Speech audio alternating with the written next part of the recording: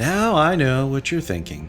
He just took on this project as an excuse to bejewel the shit out of something. Yeah, maybe, a little bit. Truth be told, this has been on my to-do list for, 5 or 6 years now. I've just never been in a place where I felt like I could do the concept justice, until now. Lately, I've been doing a lot of micro projects, interiors with high detail, and all of that sort of leading up to something. This is just another stepping stone along the way. But I've built this to scale so that it's playable.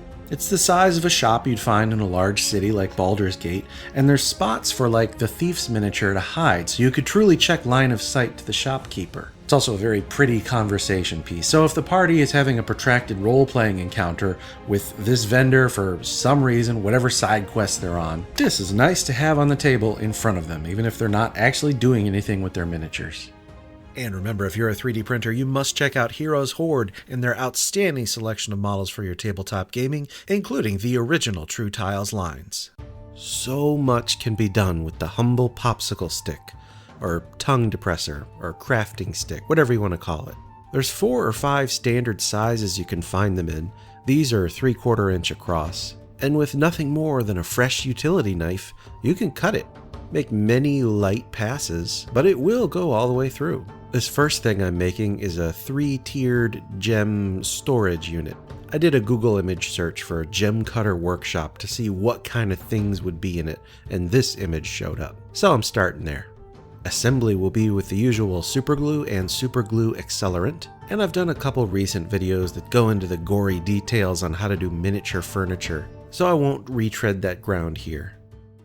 This past summer, on our family vacation, one of the stops was to visit Monticello, which was the home of Thomas Jefferson, the 3rd President of the United States.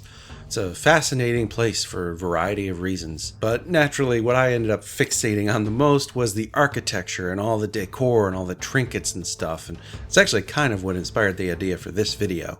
Whenever I put away the speed square and do something that's not based on 90-degree angles, like this one, this 12-sided building from Baldur's Gate, those are the ones that tend to resonate with me. I'm happiest with them. Like, this was a lot of fun to make, and it's one of my favorite things on my shelf.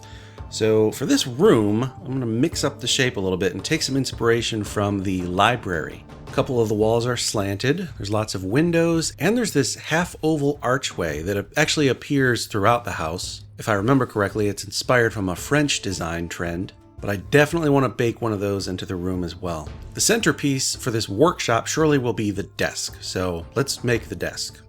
I know from the outset that I'm not going to do a square room. There's going to be an angle at some point, and I want the desk to fit into that angle. So here's the biggest size craft stick that I have, and by cutting it at an angle and flipping one side over, you can get a fairly cool shaped mega desk. I also clipped the corners to add a little bit of additional interest to the geometry. After checking a standard human miniature or two, I decided on a height of 3/4 of an inch. So I began cutting down slabs to form the body of the desk, and again, superglue and accelerant. This bit was kind of a zen thing.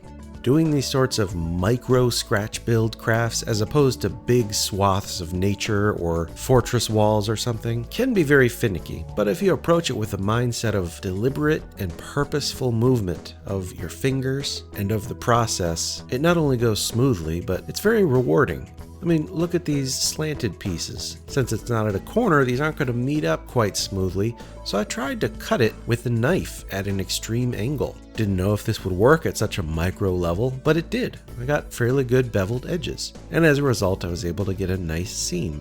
For more trim and elegance, I took some toothpicks and attached them at each of these seams.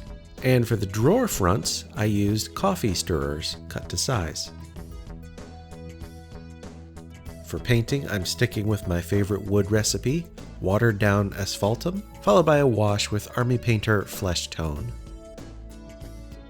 I traced the desk upside down to get the exact angle so that it'll fit perfectly later on, and I decided on a closet over to the side. I'm only going to have walls on 2 sides, so this will serve as sort of a cutaway or a diorama. To prepare the floor, I always like to undercoat in black. This is because there will be slivers visible through the wooden planks later on, and it is almost impossible to ensure you've got coverage all the way down in there. So I black it out first. Then I began cutting popsicle sticks to random lengths and hot glued on a nice wooden floor.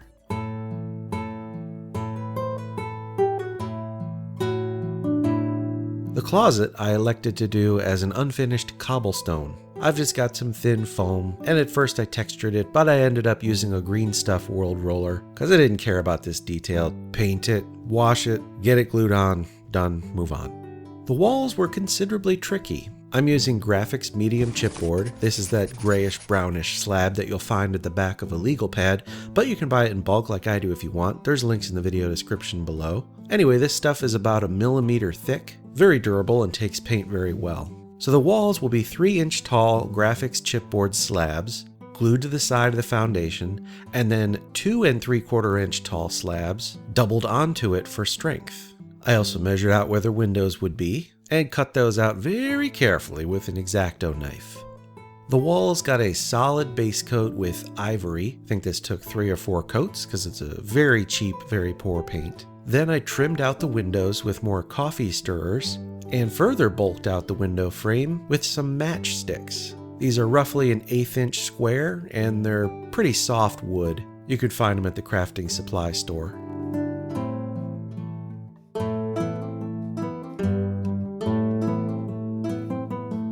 Alright, now I know I want the furniture to look different than the floor. I want the floor to be darker because it's dirtier. You walk on it. I also want to grunge up the walls, so I'm going to take a burnt umber, mix in just a droplet of black, and water it down considerably. Then I washed the entire piece with this. This did darken the floor, grungify the walls, grungify the cobblestone, and sort of tie the whole thing together, because now they have a color in common.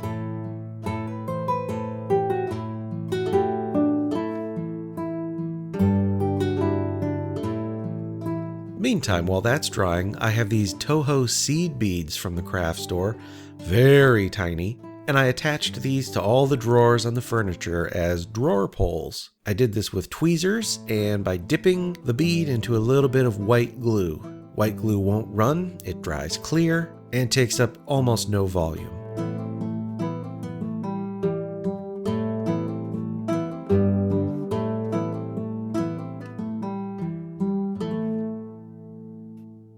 And then came my moment. The one time that it is acceptable to bejewel the hell out of my project.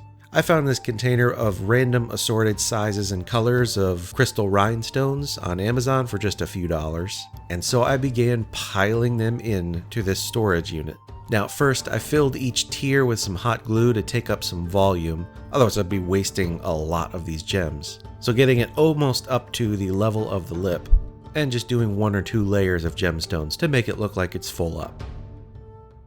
Once again, a Zen thing, and this went long into the night. I probably spent a good 2, maybe 3 hours doing all the gem work, not just in this storage unit, but the other furniture that you'll see later on. Tiny dabs of white glue, careful work with the tweezers, and good patient work eventually pays off.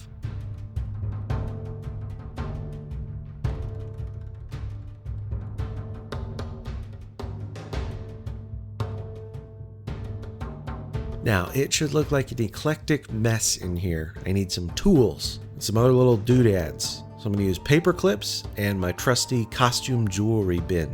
I've also got these. I've used these before in a couple videos. These are small capacitors torn off of circuit boards from an old DVD player.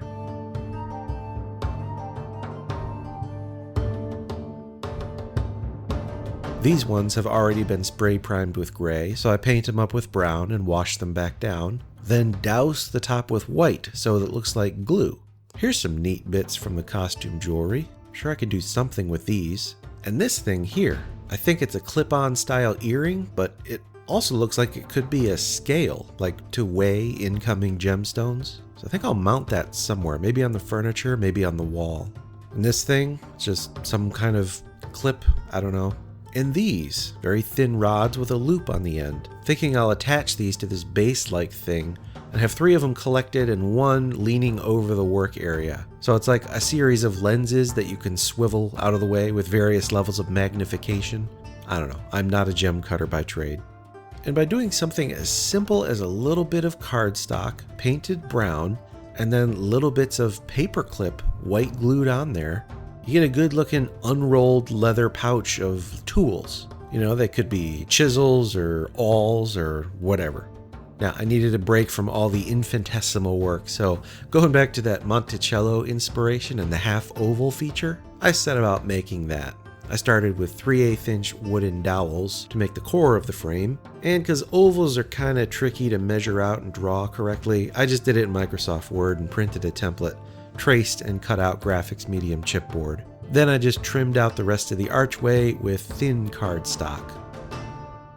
So the keystone at the top and some like wraparound casing moldings. I want it to be a little different color than the walls. I want it to pop out a little bit. So I base coated it with fawn, which is just like a khaki. And I find that for griming up anything like in a medieval fantasy setting, when in doubt, Army Painter Soft Tone is my go-to. Whatever you put it on is gonna look better as a result.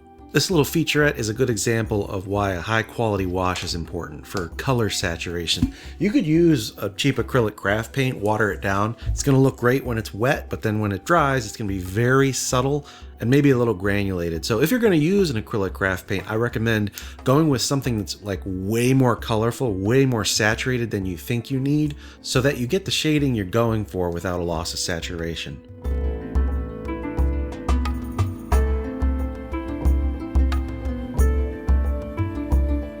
Put up some shelves in the closet. This is just more crafting sticks. Painted up as usual and some more gems and books and stuff.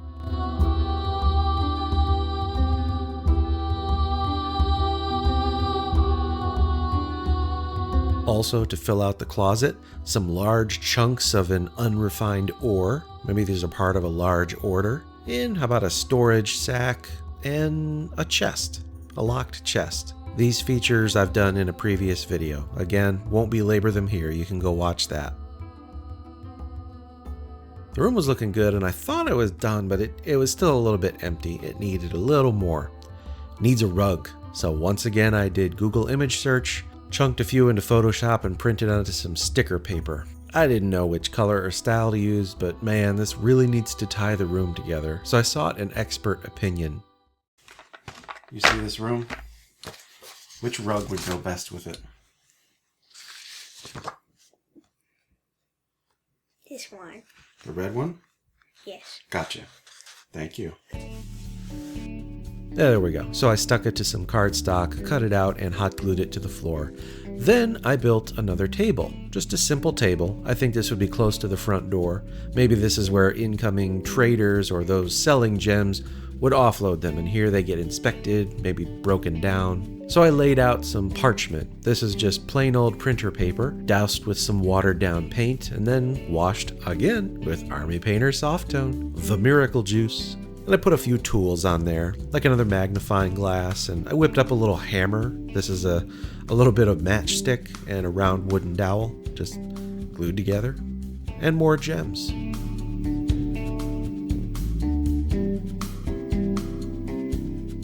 So there, just that rug and that table did a lot to fill up that last little bit of space. And now the shop can open for business. Hey, you know what? Don't click like. Don't look at my affiliate links. Don't do Patreon. Don't do any of that. If you liked this video, please click subscribe and the reminder bell.